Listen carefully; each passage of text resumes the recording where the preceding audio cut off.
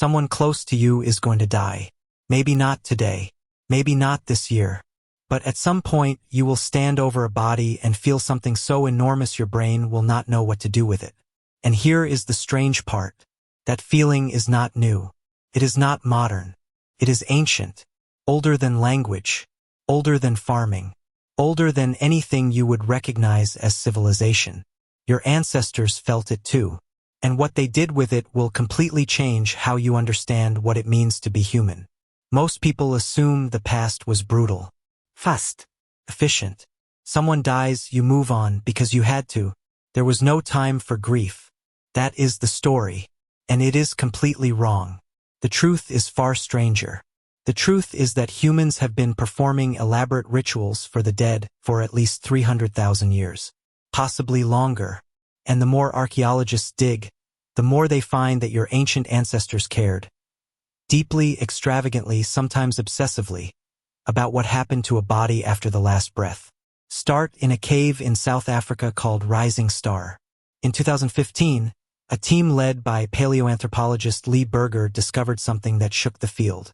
Buried deep inside a cave system, in a chamber almost impossible to reach, were the bones of Homo naledi, a species that predates modern humans by hundreds of thousands of years. The bones were not scattered. They were not dragged in by predators. They were placed, deliberately, in the dark. Homo naledi had a brain roughly the size of an orange. And yet something in that small brain understood that death was different. That the body deserved more than just being left on the ground. The impulse to honor the dead is not something you learned from your culture. It is something your species was born with. Move forward in time to Shanidar Cave in northern Iraq. Archaeologist Ralph Seletsky is excavating the remains of a Neanderthal buried between 60,000 and 80,000 years ago. Around the bones, he finds something extraordinary. Pollen. Dense concentrations of it. From flowers. Someone had grieved. The Neanderthal was buried with care. Bodies placed in the fetal position. Red ochre, a pigment that had to be collected, processed, and deliberately applied, smeared across the bones. These were not accidents. These were choices, made by beings who somehow understood that death required a response. The question is, why? Psychologist Thomas Addig has argued that mourning is not about the dead. It is about the living. The rituals you perform when someone dies are not for the person who is gone. They are for you. They are the mind's way of building a bridge between the world that existed and the world that now has to exist without that person in it. Because here is what your brain does when someone it loves disappears. Panics. Not metaphorically. Literally. Your brain does not easily distinguish between gone for now and gone forever. The rituals, the gathering, the ceremony, the speaking of words over the remains.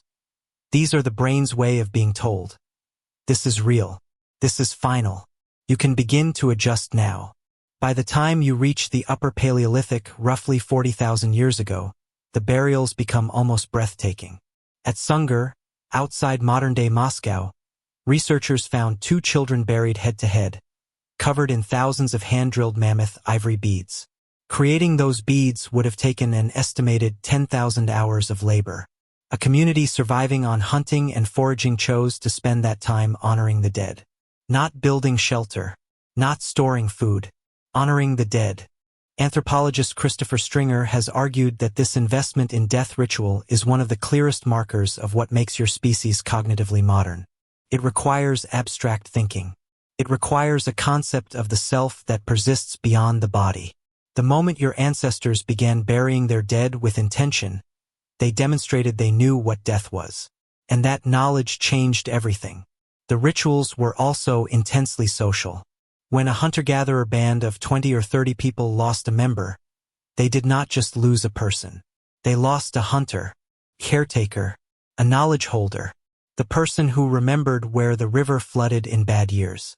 Death was not just emotionally devastating. It was practically destabilizing.